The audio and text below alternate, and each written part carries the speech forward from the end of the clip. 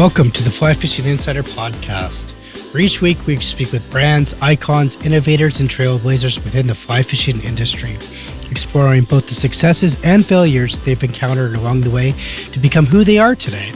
But first, if you have not yet subscribed to the podcast or joined our email list, please do so by going to the flyfisherinsiderpodcast.com, or you can also find us on Instagram at flyfisherinsiderpodcast. Now let's begin.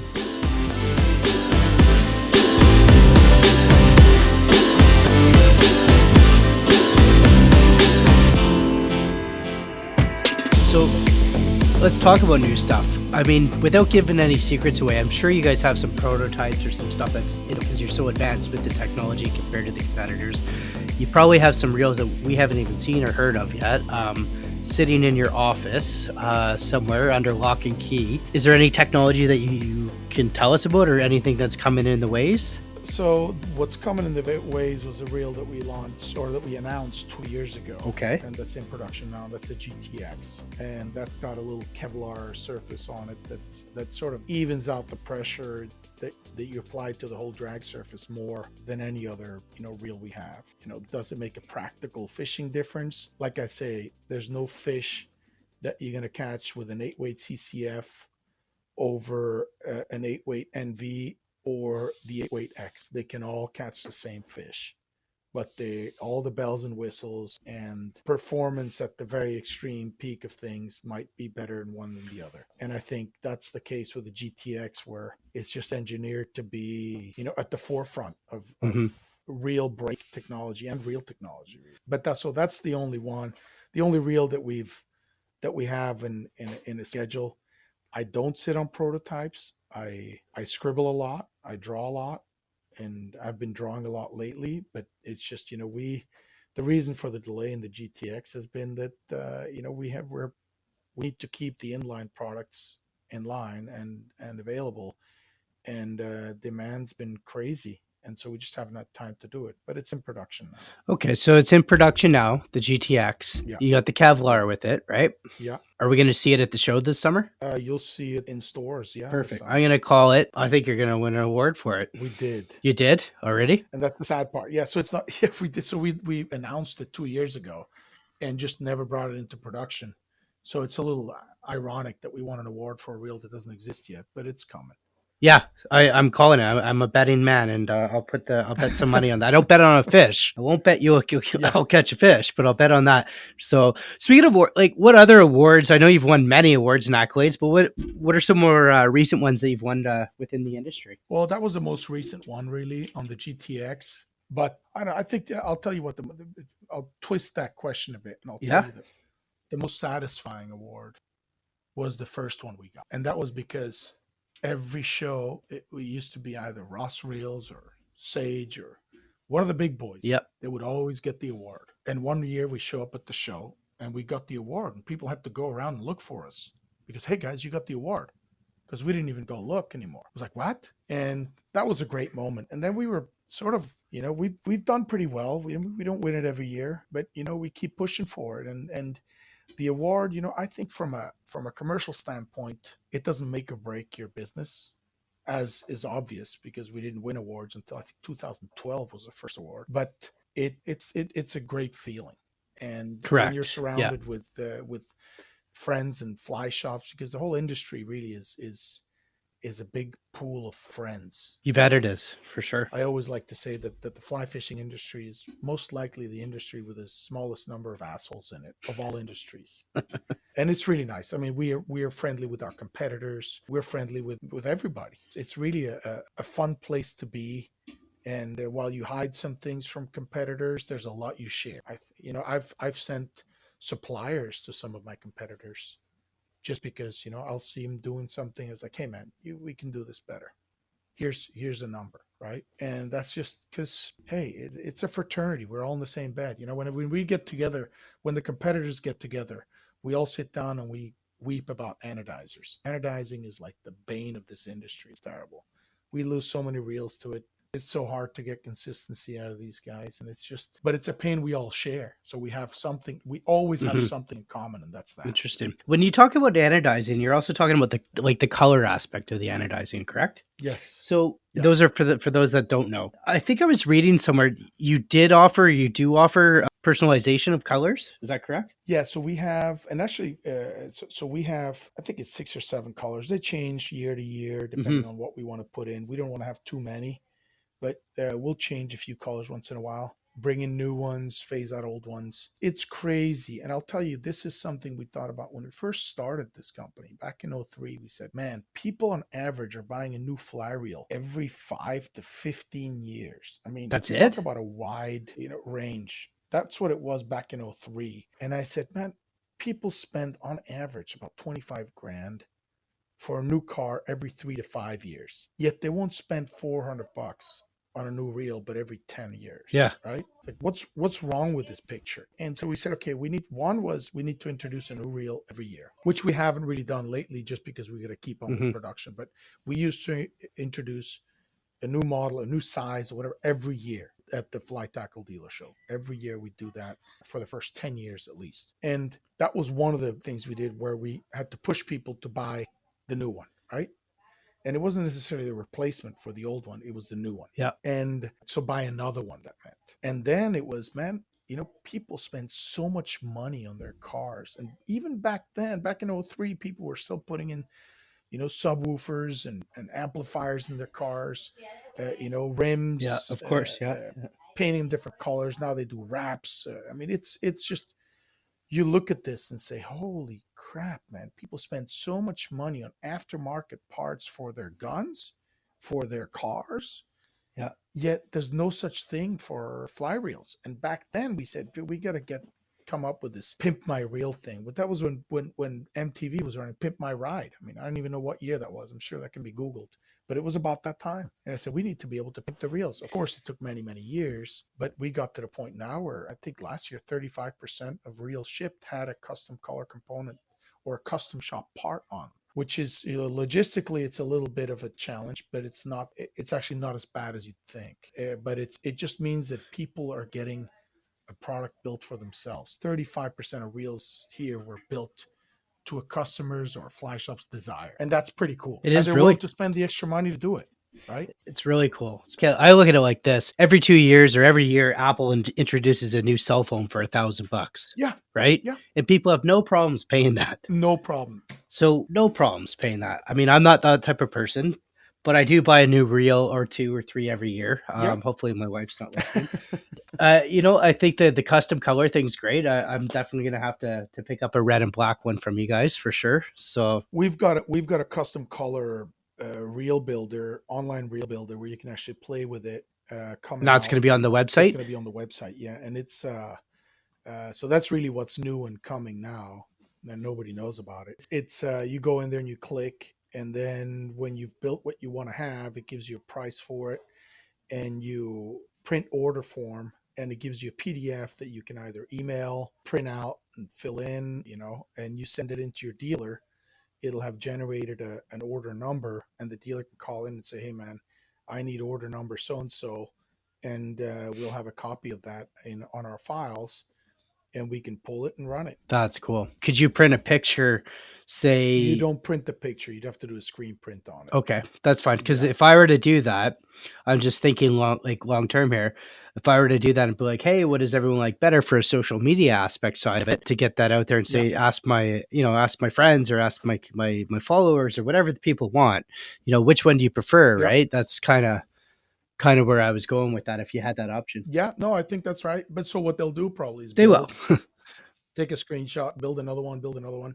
I mean, we have dealers that'll have a customer that comes by Miami, and they'll be like, hey, can he come in? He's looking for a custom color reel. He's not sure he's going to be in town.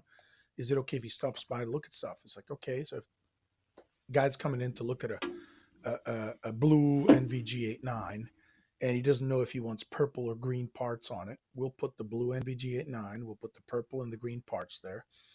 And the guy walks in and he goes, oh, cool. And then he puts one part on. He goes, oh, I like that. And then he puts the other one on. Hey, I like that.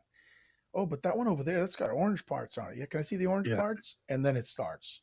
and you just lay out all the color parts for them on the table, and you leave them alone, and you come back 2 hours later, and it's like looking at a deer in headlights, just like, oh my god, why did I do this?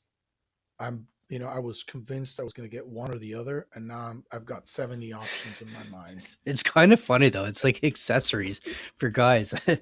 I mean, But you know what? I'll tell you what. It's all about what you show up in camp yeah, with. but And I tell you, I'll go out in the woods with my friends every year, and when I show up in camp, I've spent 12 months looking for that one gadget that everyone's going to be jealous about. At 12 months, I will dedicate it to the search of that one thing that's going to make my buddies jealous again next year. And I think it's the one-upmanship, having that one thing where everybody goes, man, what's that? I can agree. I hear from guys on the river, they're fishing, and they're like, man, everybody's coming to me asking me about this purple reel.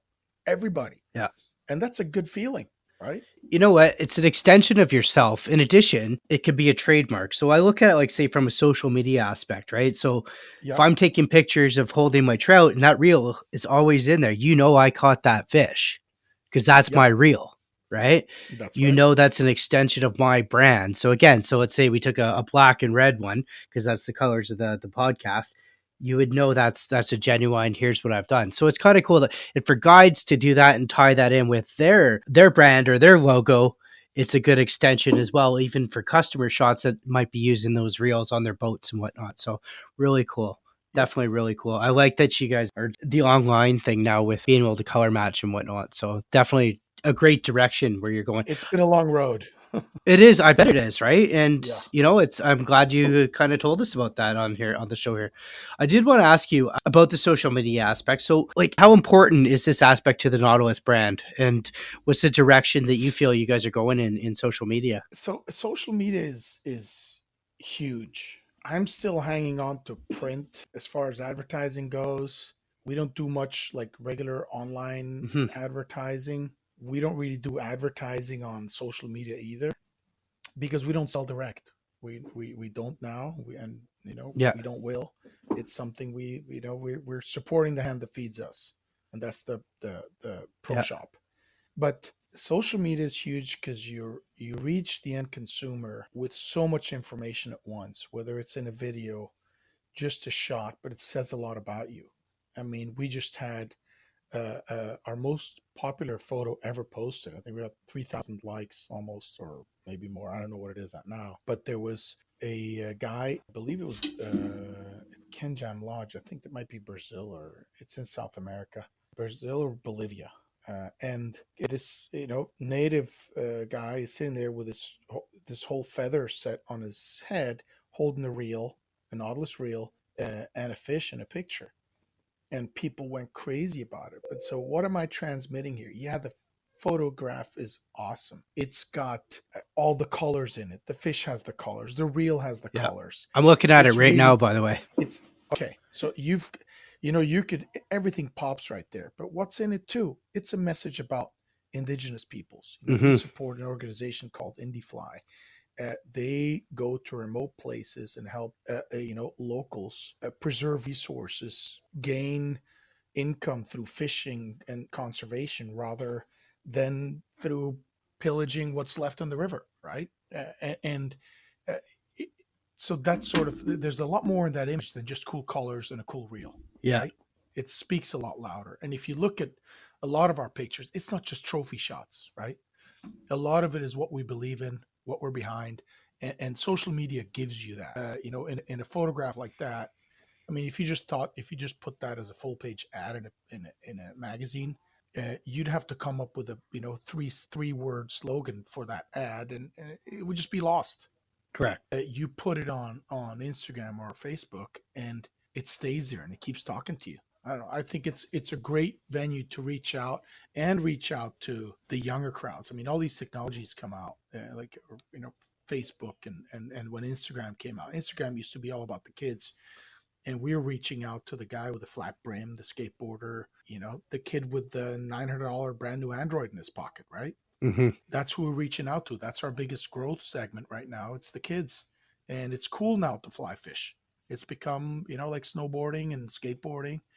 dirt biking, fly fishing is a cool deal. And we were reaching them. Now they're onto Snapchat, and I guess that's not the best venue for us to be promoting stuff. But the day it is, we will be on there. Exactly. No, I agree. You know, the fact that, It's huge. Social media is huge, and it's also a way to connect with yeah. others. You know, these guys that are posting pictures with our reels, the guys that we know that we work with, they're all promoting the same values we are. So, You know what I so mean? let's talk about that then. So the guys that are promoting pictures with your reels, they're obviously ambassadors Yeah. or pro staff, and they're helping you guys to propel the brand. How's the selection of these people? Like, I mean, not anyone can just post a Nautilus reel and make it on the Nautilus page, right? So how's the selection work? On the Nautilus page, anyone can take a picture that they think is cool and submit it to marketing@nautilusreels.com. That's the email, marketing@nautilusreels.com. If it's a cool picture, we want their Awesome. hashtag on it. And so it's for anyone if they have a cool picture. And hey, it might be cool to them. It might not Yeah. pass the grade. I don't know what the selections are, but we need the whole fish in the image. Or not, maybe not the whole fish, but it's got to say something. Sometimes there's not even a reel in the picture. It's a fish leaving, or you can see a little piece of the reel, and he's releasing the fish into water. That picture says a lot more than a trophy shot holding the tarpon by its jaw. So, right? so it aligns with your values, is what you're saying. Exactly. Yeah. And so, if you look at the whole pro staff or ambassador selection, we have very few ambassadors, and really the difference between ambassador and pro staff is I don't know that there is one, except that the ambassadors actively, I guess they just work a little more for us directly or work with us a little closer than pro Mm-hmm. staff. But again, I've got pro staff that have become friends over the years, and that aren't necessarily ambassadors, but it's just a word, right? I mean, I've had guys say, "Hey, am I ambassadors? Do you want to be ambassadors?" Like, no. Any benefits in it? No. It's just a different name. I don't know. It's weird. The whole everybody's focused on ambassadors these days. It's because of, I think, it's because of the traction on social media and what you get in return for that and the posts and stuff. That's my personal opinion. Yeah, but at the same time, we invite all our guides to send us pictures. All our fly Yeah. shops, all our stores, we invite them. Send us pictures with your tags. We will post them online on our page, which gives you a huge boost because we've got a lot of followers. And so it's a great boost to them. It's great for us because we get photographs, but it's also a hey, thank you guys for sending us this picture. Mm-hmm. Here's some traffic, right? And everybody's invited to do that. I think, the ambassadors. I guess they're in like. I mean, I think we have four so-called ambassadors, and they're just individuals that are mostly, really hard conservationists. That's maybe what differentiates them from the rest of the pro staff, even though we have hardcore conservationists in our pro staff. I mean, you look at Benny Blanco in the Florida Keys, he's like a spearhead for conservation down here. And he's not an ambassador, but it's just a So, name for me. It's, what do you do out there? And I don't know, I'm sort of getting lost here between ambassador and pro staff because so I have a hard time differentiating. let me ask you a question. Would it be Yeah, safe for me to go out on a limb and say, circling back to what you said earlier, the fly yeah, fishing industry is a small industry and you have friends. So would it be safe to say the people that are representing your brand are more like family? they are because and I really think I think that's a so. better So sell, so here's yeah, right? but so here's the one thing. Anyone that's a fishing guide that's registered that can back up the story that he's a fishing guide and that he actually makes his living doing that, not just has a guide license because he wanted another certificate or something. Anybody who's a bona fide fishing guide can apply to be on the Nautilus Pro staff and get the pro discount. And if you're not a fishing guide, you don't get on the pro staff. So there are a lot of these pro staffers that I don't know, but the Mm-hmm. ones that we've worked with for years, uh, I'd say I know 90% of them. And it's from meeting them at events, it's from talking on the phone. Very few of them is from fishing with them just because I don't have the time to go fishing as much as I'd like to. I guess if I took a year off, I'd have a long list of guys to fish with. I've got friends that I can, guides that I consider true friends that I've never fished with Yeah. just because there's no time. Well, it's because you're always creating amazing products, right? Yeah. No, the other thing is also I always tell the fishing guides, I'm like, hey man, treat me as a last minute deal. they'll call me and say, hey, I got a cancellation for April 14th. I said, well, I can't book anything that far in advance. I said, call me on the 13th if you haven't booked it. And if I can, I'll go fish with you. And I said, and then, or he'll call me like on the 10th. I said, okay, put me in for the 14th. I'll go with you. But if you get a customer that calls, just call me up and tell me we're not fishing. That's all. Because I'd rather he get a customer that could turn into a repeat guy and fish with him all the time than hanging out with me. Because the excuse is we can always hang out, but we never do. I like it. I like it. It's the type of it's a good relationship. Beyond the awards and the amazing products and the brand and the pro staff and all that sort of stuff. I know you mentioned earlier and we talked about the photo on social media.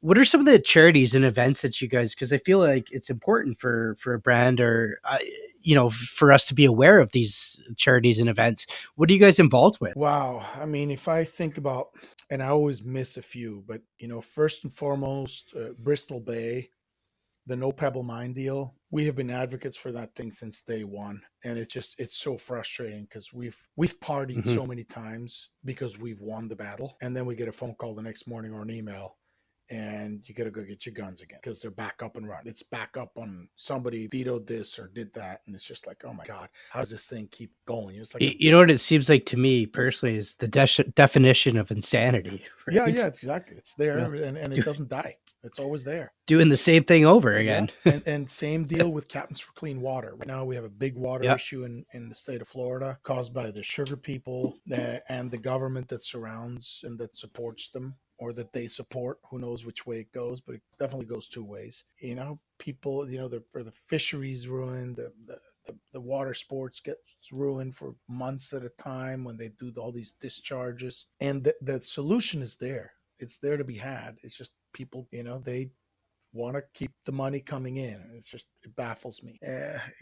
They could be heroes of conservation if they gave up some land and just let water flow, and it wouldn't hurt their pocketbooks. They could probably get tax write-offs to last them 10 generations. But I know those two are probably at the top of our list, and we do other stuff. A really, really cool one is Discover Courage, which is for special forces personnel that suffer from PTSD or have a hard time reintegrating into society.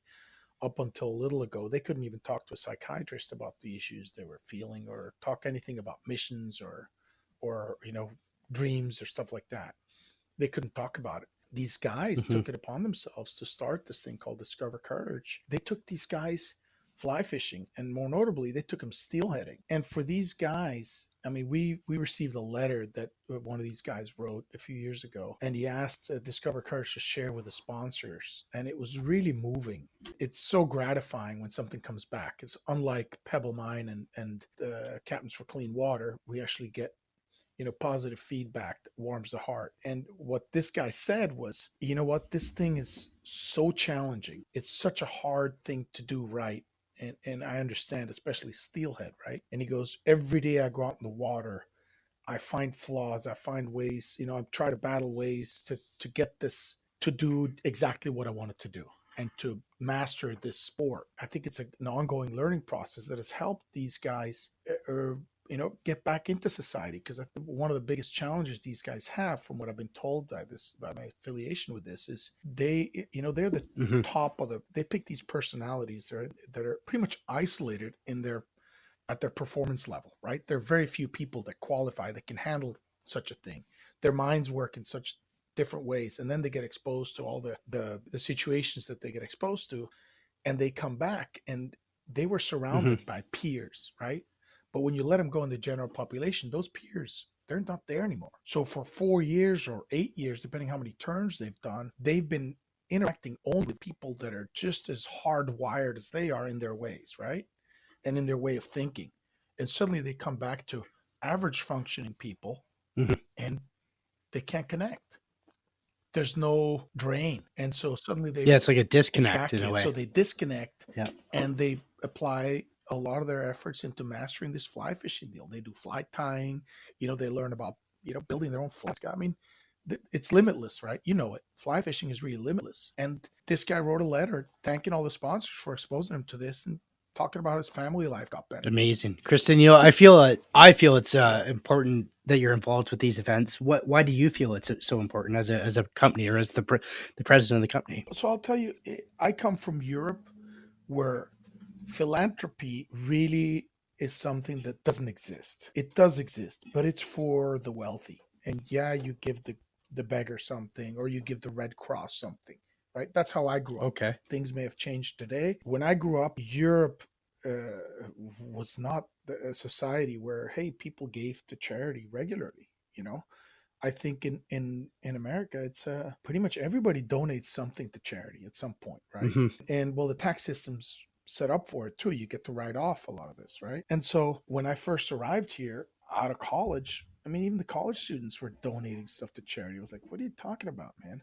And then they're like donating to the rowing club of the school. It's like, dude, you're already paying for tuition. It's included in tuition. What are you doing? And then you graduate and they call you and they ask you for money. You're like, what are you talking about? I just gave you a few $100,000. It just I didn't get it. And as I lived here longer, I realized, hey man, it's a big part of of this country. It's giving back. And so I think, you sort of try to look at where you give back, Hmm. and you pick some things. You can't do everything, but pick something that's close to you. And like Discover Courage was something that was close for somebody that we knew in the industry. And that's where it happened. Pebble Mine, it's in the industry, it's close to us. We were approached by him, identify with it, and do it. Captains for Clean Water, it's right here. Indy Fly, the Hmm. foundation that helps these indigenous people in remote locations learn through fly fishing. I mean, it's such a cool thing where and there's a real success story. I don't know if you saw Jungle Fish, that movie that Costa did for Indy Fly. I mean, it's amazing. It's these guys in the Amazon that used to harvest arapaima. And a few years ago, I had a trip to go down there. I had to cancel last minute. They had really low water, and the whole village got together. And some of these ponds where the arapaima were getting dry. And the villagers were going in with dugouts, filling them up with water, putting an arapaima in there, and dragging them over land to ponds that had more water in them to conserve the fish for the fishermen that were going to come there. I mean, that's how their lives changed. Wow. From people that used to harvest these for the Yeah. skin, for the scales, for the meat, to people that are conserving this thing, conserving the whole environment. I mean, it's just amazing. And it's just, if Yeah. you It's full identify with it, circle. run with it, right? And you can't give to everybody. You can't. Yeah. There just isn't enough money to go around. So you have to pick a few and go. Hmm. And there are many more that we help out in smaller form, but we help out. Of course. Interesting. I love that. Great stories and great reasoning. You know, I want to ask you, where do you see the brand in 5 years, in your opinion? Man, I hope I get to the top as far as volume goes. That's where I'd like to I mean, go. you're there in quality. To be the biggest. Yeah. So I want to get there, and I want to get to the top. The scary thing about getting to the top, and quality, I'm not so worried about. If somebody came out with a reel that's better than ours, I would continue just to press harder on the gas, and I'm convinced I could make one that's better than that again, Uh-huh. right? But if you're at the top, there's only one way to go, and it's really hard to stay on the top. But hey, we've been growing every year, and hope to continue to grow. And 5 years from now, I hope to still be in this game, because it's a lot of fun. Like I said, it's a fun industry to be in. You're surrounded by friends all the time. I mean, it's funny, the phone rings at the office and I pick it up. I say, hey, it's Kristen. I hardly pick up saying Nautilus Reels, because the majority of people that call, I'll get a couple calls every day that goes, is this Nautilus Reels? I'm like, yeah, sorry. I can actually contest to Because that when most I people, talk to you. there you go. I It's really can funny. contest it. And I I was say, like, Kristen, I was stunned, and I had to ask you, is this not? It's exactly what there I you asked go. you. Yeah. Yeah. That's funny. Where can we find you? Where you guys, what's your website and all that sort of stuff? So it's nautilusreels.com. And on social media, it's at Nautilus Fly Reels. And if you're in town, if you're in Miami, give us a call a day ahead, or before you show up out of the blue. But we always, we try to always make time. Rarely do we turn away people from coming by and getting a factory tour. There are many secrets we have here, but not many we're not willing to share. I want to thank you so much for being our guest today. And I'm going to make sure I put all the details in the show notes as well of where to reach you. And it's just a recap of what we've been talking about today. But I definitely want to thank you. Such a great conversation. Well, thank you. Thanks for having me again. And hope your viewers enjoy this. I'm sure they will. Oh, I'm sure they will as well. Thanks, guys. Hey, thank you very much.